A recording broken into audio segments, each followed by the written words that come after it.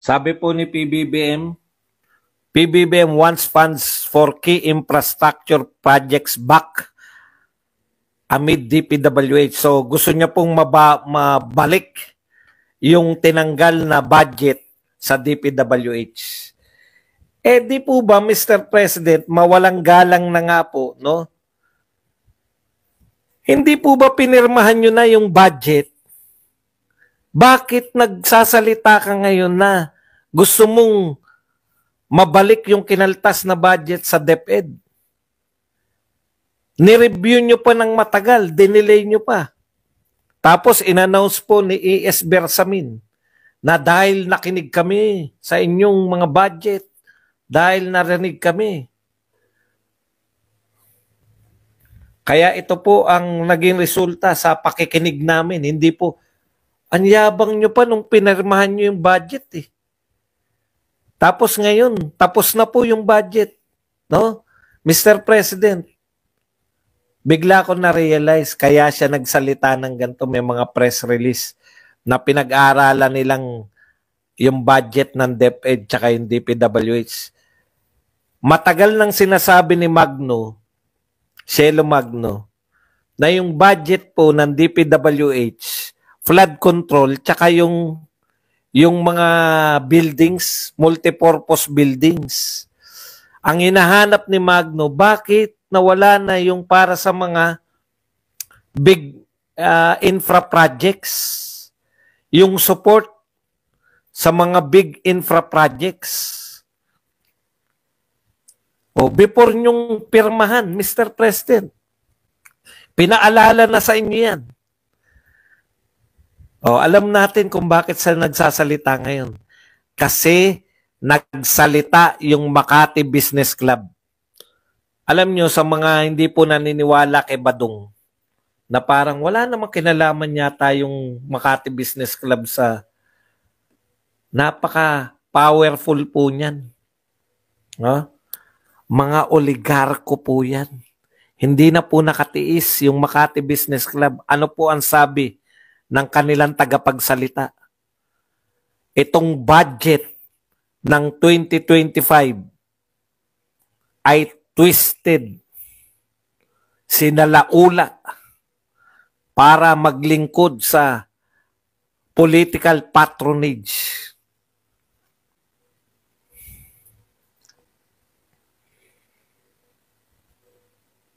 Nag-react ang gobyerno, no? Dalawang powerful na mga grupo. Yung isa, Iglesia ni Cristo.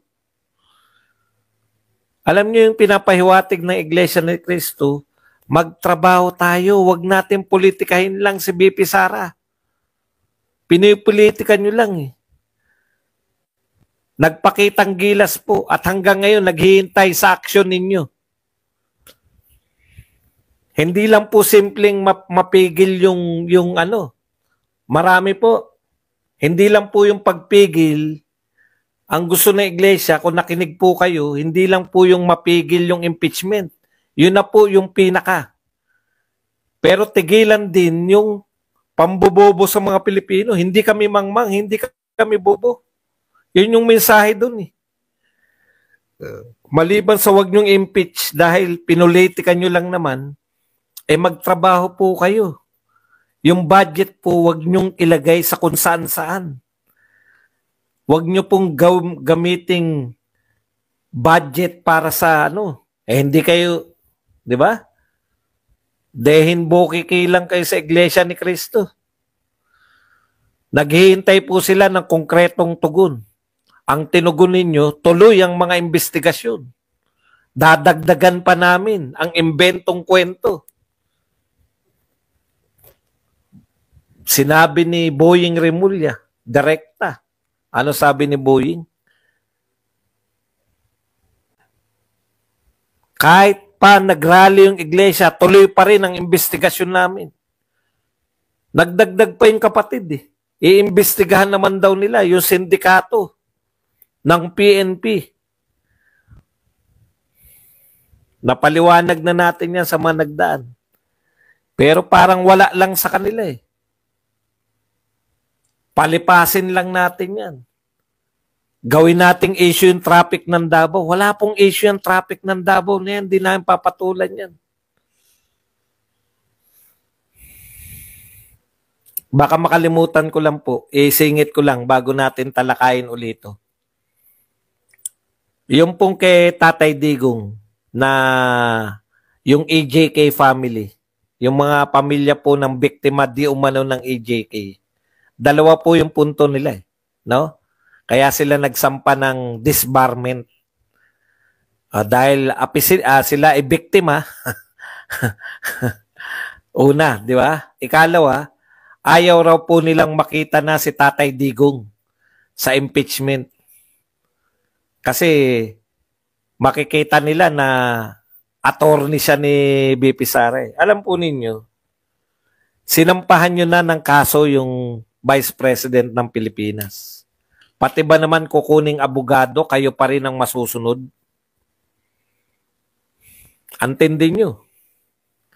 Abogado na nang sinampahan ninyo yung reklamo, gusto nyo rin pakialaman?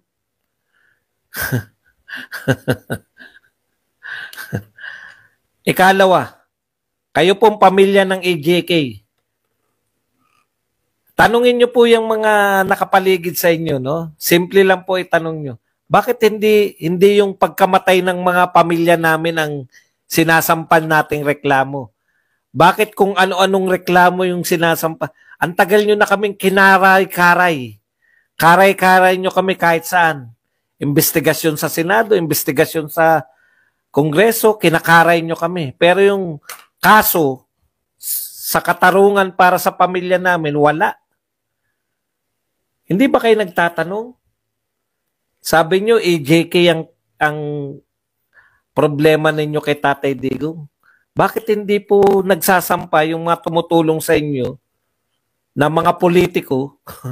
Bakit hindi po nagsasampa ng kasong pang AJK? Bakit kung saan-saan kayo dinadala?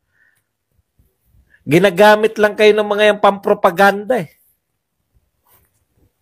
Di ba? Kung totoong, tignan nyo po, yung tinulungan ni Acosta sa Pau. Si Kian, pamilya ni Kian, di ba? O, nakakamit ng katarungan kasi nagsampa sila na reklamo eh. Nagsampa sila ng totoong reklamo. Nakasuhan yung mga nakapatay kay Kian. Kung ano-ano reklamo po. Okay. Balikan po natin si BBM. Mr. President, gusto nyo, nireview nyo ngayon bigla. Ang ganda ng pamagat yun. Ito po yung pamagat ng usapan tapos may hawak na naman si BBM na papel.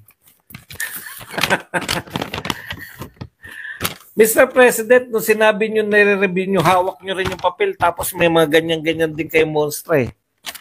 No? Hawak nyo na po yung papel eh. Ngayon, may hawak na naman kayong papel na nire-review nyo. Bakit hindi nyo po nakita na binawasan yung DepEd?